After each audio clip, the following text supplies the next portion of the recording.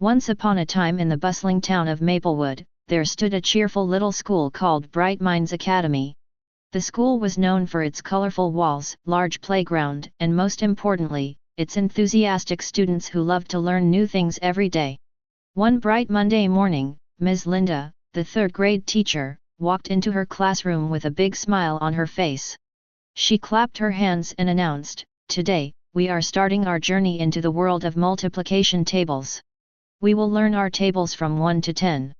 The students, a mix of excitement and curiosity, looked at one another. Some had heard of multiplication before, while others were unsure what to expect. Ms. Linda could sense their nervousness, so she decided to make learning fun.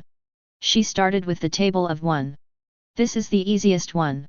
Anything multiplied by 1 remains the same," she explained. "Let's say it together, 1 times 1 is 1, 1 times 2 is 2. Soon, the children joined in, their voices growing stronger with each step. Once they were comfortable, Ms. Linda introduced the table of 2 using a rhythmic song. 2, 4, 6, 8, who do we appreciate? Multiplication.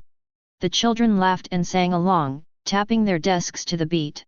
As the week progressed, Ms. Linda used different methods to make the learning process engaging. For the table of 3, she turned it into a hopscotch game where students had to jump to the correct answer.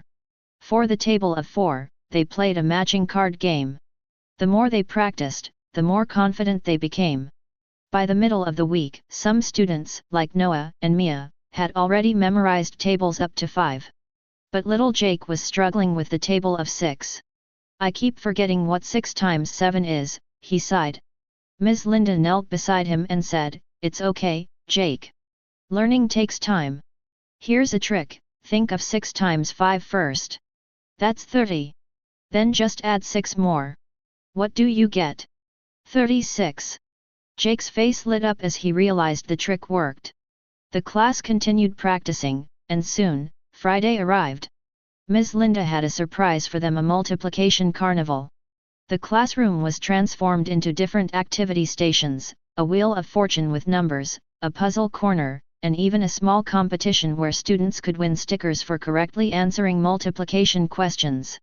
By the end of the week, every student had learned their tables from 1 to 10. Ms. Linda was proud of their hard work and creativity. She gathered them together and said, "Multiplication is like a magic spell that helps us in everyday life. You've all learned something powerful this week." The children cheered, knowing that not only had they learned something new, but they had also had a great time doing it. From that day on, multiplication was no longer scary, it was an adventure they had conquered together.